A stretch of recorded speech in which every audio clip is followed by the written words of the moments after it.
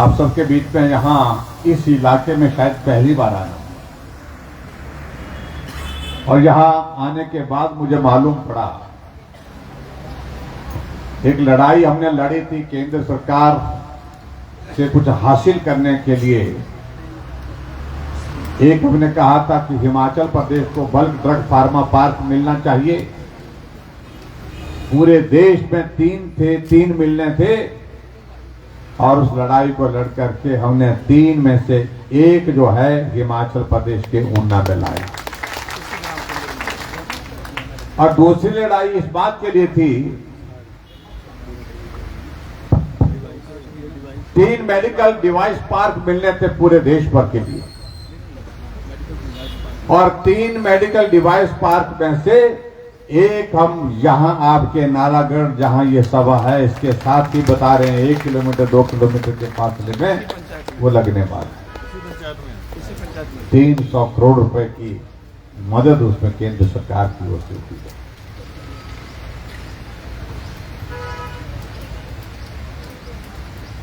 भाइयों बहनों, आज हम चुनाव के सिलसिले में बात करने के लिए, जब हम चुनाव का जिक्र करते हैं तो स्वाभाविक रूप से बात ये आती है जहन में, ये कौन सा चुनाव? अभी तो कुछ दिन पहले भी तो चुनाव हुआ था। लोकसभा का चुनाव अभी हाल ही में हुआ, 4 तारीख को परिणाम निकला, 1 तारीख को वोट पड़े और उसके कुछ दिनों के बाद फिर दूसरा चुनाव। ये आखिरकार हो क्या रहा? भाई और बहनों, मैं आप सबके बीच में इतना कहना चाहता हूं, जब हिमाचल प्रदेश में राजनीतिक अस्थिरता का एक माहौल खड़ा हुआ और राजनीतिक अस्थिरता का माहौल इस कारण से हुआ कि जो कांग्रेस पार्टी की हिमाचल प्रदेश में सरकार बनी है पिछले 17 महीने से,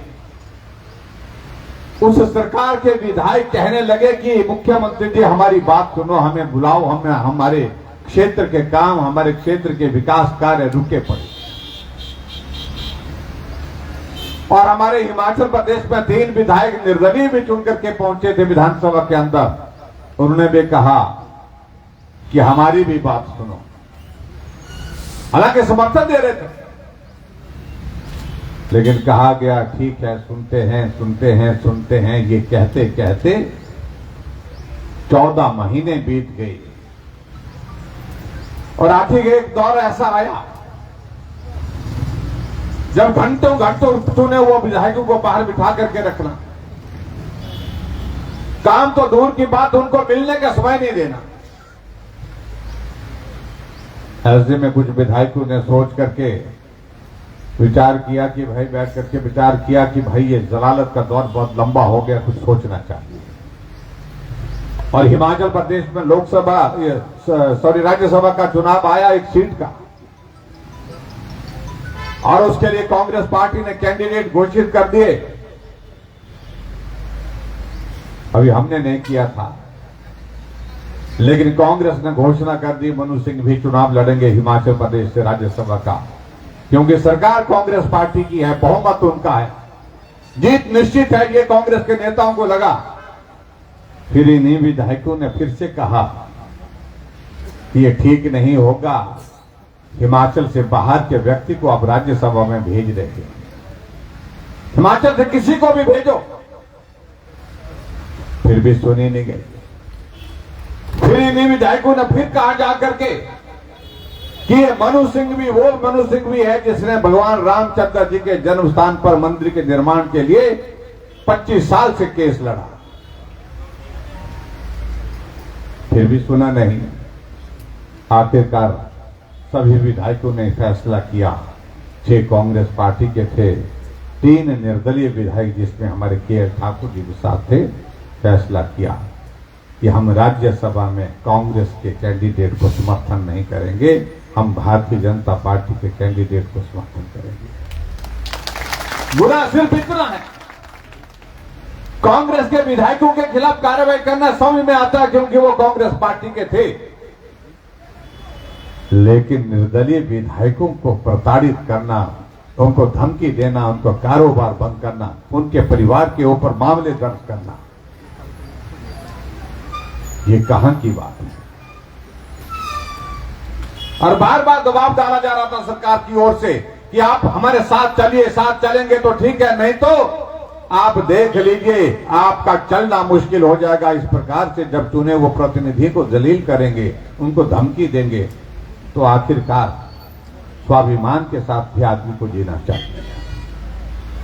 तब तीनों विधायकों ने फैसला किया, ये जलालत का दौर इस प्रकार से अगर लंबा चला तो ये बर्दाश्त के योग्य नहीं है। आओ लड़ाई लड़ते हैं, सम्मान की लड़ाई लड़ते हैं, स्वाभिमान की लड़ाई लड़ते हैं, अपने अस्तित्व की लड़ाई लड़ते हैं। और इसलिए उन्होंने तय किया कि हम हिमाचल प्रदेश की विधानसभा के अंदर निर्दलीय विधायक की हैसियत से प्रवेश नहीं करेंगे।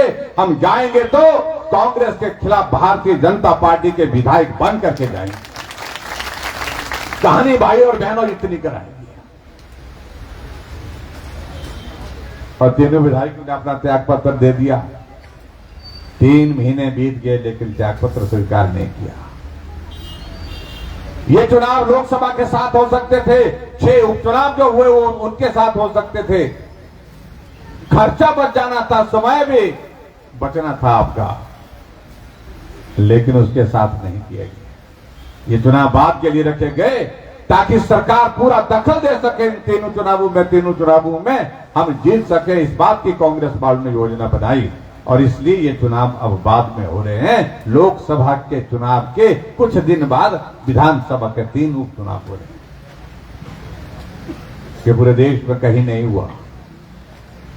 कोई चुनाव होता है तो 5 महीने 6 महीने के बाद ही होता था, ये कुछ दिनों के बाद। और यहां आजकल नेता आ रहे हैं, मुख्यमंत्री आ रहे हैं, उप मुख्यमंत्री आ रहे हैं, कह रहे हैं कि इनको पूछो कि त्यागपत्र क्यों दिया। आप क्या चाहते थे कि ये बंधुआ मजदूर की तरह आपके सामने हाथ जोड़ करके खड़े होकर के गुहार करते रहे?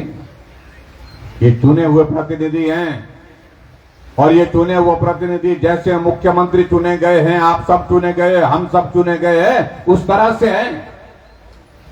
ऐसे हालात पैदा करने की कोशिश की और इसलिए भाई और बहनों ये सारी घटना इस प्रकार से घटित हुई। अब आप सबके सामने उपचुनाव आए और मैं आप सबके बीच में आज यहां विशेष तौर से निवेदन करने के लिए आया हूं।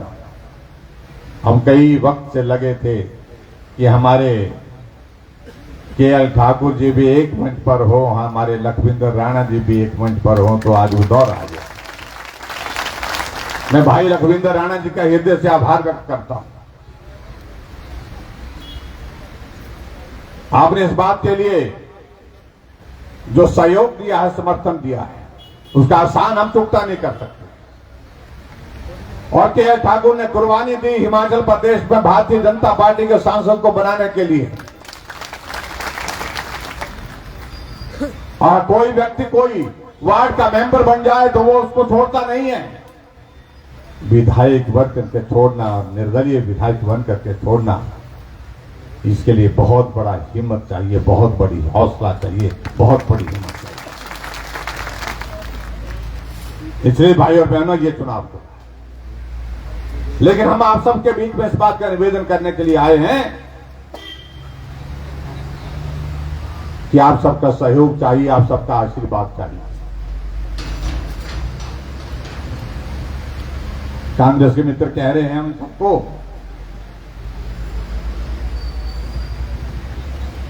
खास तौर से कह रहे हैं कांग्रेस के मित्र हमको कि जयराम का हिसाब बहुत गड़बड़ है। हम तो बोलते हैं इतने हैं, गिनते रहते हैं हम। मेरा हिसाब सब गड़बड़ है, लेकिन मुझसे ज्यादा गड़बड़ हिसाब आपका है। आप उस वक्त भी ऐसे ही गिन रहे थे जब राज्यसभा का चुनाव था। आप बोलते थे 40 + 3, 40 कांग्रेस के, 3 निर्दलीय विधायक और 43 होते हैं। और हमने कहा कि हम तो बहुत पीछे हैं, हम तो 25 थे, हम 25 से 34 पहुंचे और वो 43 से 34 पहुंचे और पर्ची पड़ी तो हम जीत गए। आप पूछ रहे हैं कि हमारी सरकार है, अरे सरकार है, लेकिन ये भी मैं कह रहा हूं सरकार नहीं रहेगी। आप पूछते हैं वो कैसे नहीं रहेगी? वैसे नहीं रहेगी जैसे राज्यसभा की सीट नहीं रहेगी। अब आज नोट कर लेना अपने इस बात को लेकर। अरे हिमाचल प्रदेश में विधानसभा का बजट पारित करने के लिए हम 15 विधायकों को 100 कमांडो उठा करके विधानसभा के अंदर से उठा करके सड़क पर फेंक करके आ गए, तब जाकर के बजट पारित हुआ हिमाचल प्रदेश का। पूरे देश में कहीं इस तरह से आज से पहले कभी नहीं हुआ कि चुने हुए विधायकों को विधानसभा के अंदर से सस्पेंड करके उनको उठा करके बाहर सड़क पर फेंक दिया जाए। ये मंजर हमने अपने जीवन में पहली बार देखा। मैं हिमाचल प्रदेश की विधानसभा में पिछले 27 वर्षों से, क्योंकि बजट पारित नहीं होता तो सरकार चले जाती है, इसलिए हमको उठा करके बाहर कर। ये सारी कहानियों को लेकर के मैं बहुत लंबी बात कहूं, मुझे लगता कि उचित नहीं है। मैं आप सबके बीच में इतना जरूर कहना चाहता हूं, हमारे तो यहां पर भारतीय जनता पार्टी के राम लखन दोनों है। हमारे के.एल. ठाकुर जी यहां खड़े हैं और लखविंदर राणा जी यहां पर हैं, लेकिन दूसरी तरफ से कौन आ रहा? जो महानुभाव यहां से चुनाव लड़ रहे हैं, एक तो मुझे मालूम पड़ा कि रहने वाले भी यहां के नहीं हैं। तो पहली बात तो नालागढ़ वालों से मैं यही कहूंगा कि आओ, हम सबको वोकल होना चाहिए लोकल के लिए, वोकल फॉर लोकल। और लोकल कौन है? हमारे के.एल. ठाकुर जी। वो आए हैं, किस हालात में आए हैं ये हमें नहीं मालूम, लेकिन रिकॉर्ड उनका बड़ा जबरदस्त है। कुछ मामले तो अभी तक भी लाइव हैं जो चल रहे हैं। मालूम पड़ा कि 132 मामले हैं। छोटा मोटा आदमी नहीं है भाई, 132 मामले दर्ज हैं। और हमें इस बात की भी जानकारी मिली, क्योंकि जब मैं मुख्यमंत्री था तब हम देखते थे इस बात को।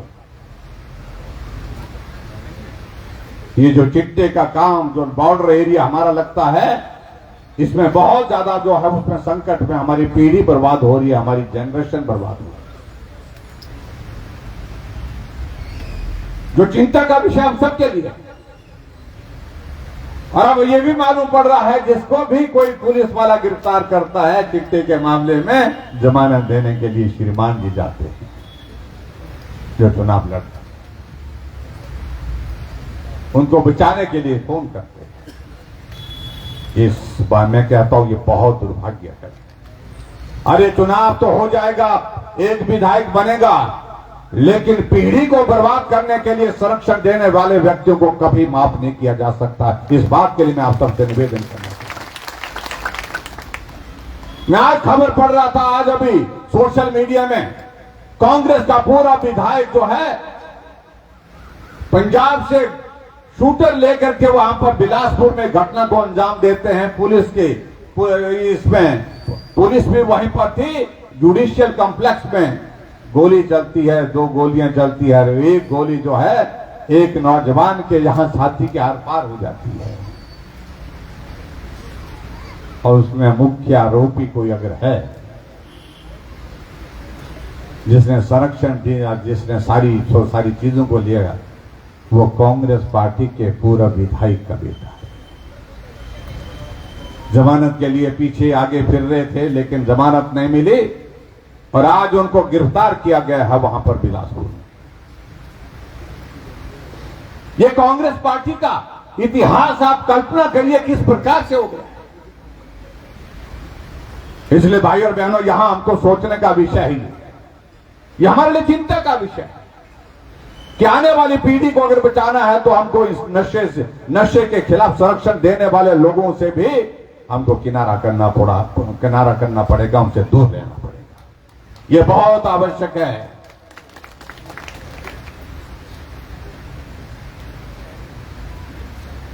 आदरणीय प्रधानमंत्री नरेंद्र मोदी जी देश के तीसरी बार प्रधानमंत्री बने। 60 साल के इतिहास के बाद हिमाचल पर पूरे देश में कोई तीसरी बार लगातार प्रधानमंत्री बने तो हमारे नरेंद्र मोदी जी। ये हमारे लिए गर्व का विषय है। और हिमाचल के संदर्भ में जो मदद चाहिए, जब भी चाहिए, जितनी चाहिए, वो मदद करने के लिए उन्होंने कभी कमी नहीं छोड़ी। कुछ लोग, कांग्रेस के लोग त्रासदी का जिक्र कर रहे हैं। 1 साल पहले जो 8 महीने 9 महीने पहले जो त्रासदी आई थी उसके कारण नुकसान हुआ, हम इस बात से सहमत है, नुकसान हुआ, लेकिन मदद तो आई। कहते हैं कि कुछ नहीं मिला, 1800 करोड़ रुपए केंद्र से मिला, लेकिन वो 1800 करोड़ क्या नालागढ़ के उन बाढ़ प्रभावित, उस त्रासदी से प्रभावित परिवारों को मिला क्या?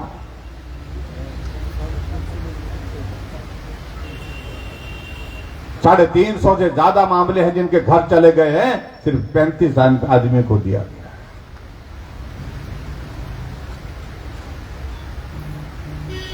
पूरे हिमाचल प्रदेश में जहां जहां नुकसान हुआ, जो पात्र व्यक्ति है उसको पैसा नहीं दिया गया, और पैसा दिया गया किसको? जो कांग्रेस का है, पुराना आदमी है, पक्का आदमी है, उसको दिया गया। सारी चीजें जांच के विषय हैं, मैं उन सारी चीज को लेकर ज्यादा नहीं कहना चाहता हूं। आदरणीय प्रधानमंत्री जी ने मंडी में सभा में इस बात का जिक्र किया। मैं तो आप सबके बीच में इतना कहना चाह रहा हूं, ये नालागढ़ जब विधायक अपनी पार्टी को हुआ तब भी हमने यहां इस क्षेत्र में विकास किया है। विधायक अपने साथ में नहीं थे तब भी विकास किया है। और पिछली बार की तो बड़ी दिलचस्प कहानी है। भाई केएल ठाकुर जी चुनाव जीत नहीं पाए, भाई लखविंदर जी विधायक बनकर के आ गए। बहुत सारे काम इन्होंने किए, बहुत सारे काम जो बचे थे उनको जो है लखविंदर राणा जी आ जाते थे बीच में, क्योंकि ये भी हमको याद लाते थे आखिरकार मैं भी तो बीजेपी का ही हूं, पुराना आदमी, और मैं सीधा आदमी, इनसे भी ठगा गया, उनसे भी ठगा गया। लेकिन दिल पर तसल्ली होती थी कि मैं जो कर रहा हूं उस क्षेत्र कर रहा हूं नालागढ़ के लिए जहां जरूरत है। मैंने वीडियो को दफ्तर दिया, नोटिफिकेशन कर दी, कांग्रेस की सरकार, सुक्खू भाई की सरकार आई और बंद कर दी। स्टाफ बैठा दिया, वीडियो उठा दिया, उसके बाद डिनोटिफाई कर दिया। आपके नालागढ़ में यहां पर हॉस्पिटल हमने 200 बेड का किया, नोटिफिकेशन हो गई, लेकिन सुक्खू भाई को पसंद नहीं आया कि 200 बेड का हॉस्पिटल नहीं होना चाहिए, उसको भी डिनोटिफाई कर दिया। 2 हमने पीएससी यहां पर दी थी और दोनों पीएससी डिनोटिफाई कर दी गई थी। जहां स्टाफ बैठ गया, डॉक्टर बैठ गया। अब आप कल्पना करिए, ऐसे नहीं पूरे हिमाचल प्रदेश में लगभग 1000 संस्थान ऐसे थे जो चले हुए संस्थान, खुले हुए संस्थान, जो लोगों की मांगों पर हमने दिए थे, खोले थे, वो सारे के सारे बंद कर दिए। सुक्खू की सरकार, सुक्खू जी की सरकार, व्यवस्था परिवर्तन, सुख की सरकार। अब पिछले 17 महीने से हिमाचल प्रदेश में कांग्रेस पार्टी की सरकार, विकास कहीं हुआ? सड़क टूटी है तो टूटी ही है, पुल टूटा हुआ है तो टूटा हुआ ही है। कल हम यहां आ रहे थे कि रास्ते में कौन सा पुल है, वो रास्ते में जहां खड्ड से होकर के हमको आना पड़ा, पुल टूटा है तो टूटा है, लोहटक। और हमारी तो गाड़ी बिल्कुल जो है उसमें मिट्टी में ऐसी फंस गई, बड़ा मुश्किल से निकाली गाड़ी। ये तो स्थिति है। काम करने के लिए सरकार नहीं है। हिमाचल प्रदेश में अगर कांग्रेस पार्टी की सरकार बनी है तो उनके सामने सिर्फ एक लक्ष्य है, एकमात्र लक्ष्य है, एक ही लक्ष्य है, वो है क्या? कि सरकार को कैसे बचाया जाए।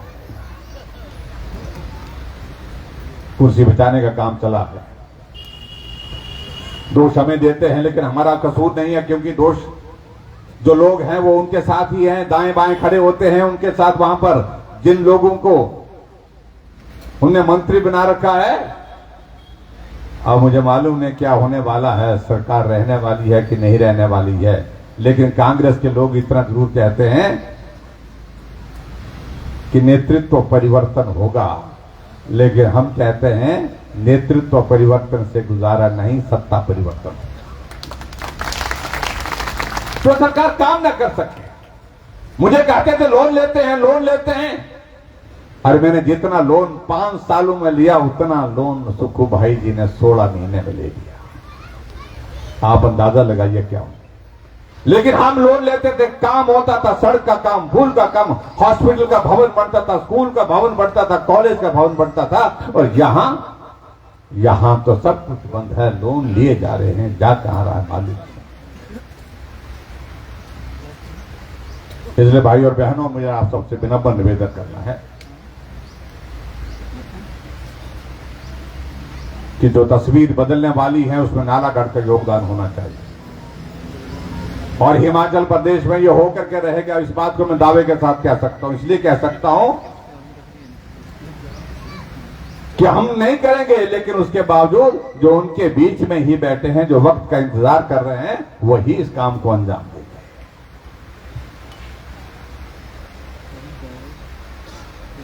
अब जब सत्ता परिवर्तन होगा हिमाचल प्रदेश में, भाई और बहनों, मैं आप सबको इतना जरूर कहना चाहता हूं कि नालागढ़ का सम्मान बहुत ऊंचा होगा, बहुत ऊंचा होगा, बहुत ऊंचा होगा। भाई केएल ठाकुर जी तो होंगे, लेकिन इनके साथ साथ में जितना सम्मान इनको होगा उतना ही हम राणा जी को भी देंगे। ये भी मैं आप सबको भी, लेकिन एक काम आप सबको करना है, और वो ये काम करना है कि यहां नालागढ़ से भारतीय जनता पार्टी का विधायक चुन करके भेजना है, शानदार जीत के साथ भेजना है, बहुत बड़े बहुमत के साथ भेजना है, ऐतिहासिक जीत के साथ भेजना है। और उसके लिए मैं आप सबसे यही निवेदन करना चाहूंगा। तो हमारे केएल ठाकुर जी यहां हमारे बीच में खड़े हैं, इनको आप आशीर्वाद दीजिए।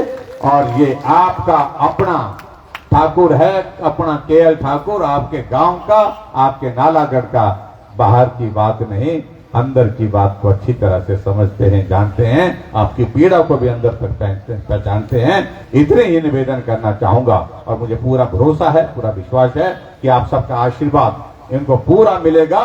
और जब परिणाम निकलेगा 10 तारीख के वोट डालने के बाद 13 तारीख को, तो केएल ठाकुर जी फिर विधायक बनकर के हिमाचल प्रदेश की विधानसभा के अंदर होंगे। लेकिन अब की बार निर्दलीय विधायक नहीं, भारतीय जनता पार्टी के विधायक की हैसियत से शपथ लेंगे। इतनी बात कहते हुए आप सबका बहुत बहुत धन्यवाद। जय हिंद, जय हिमाचल।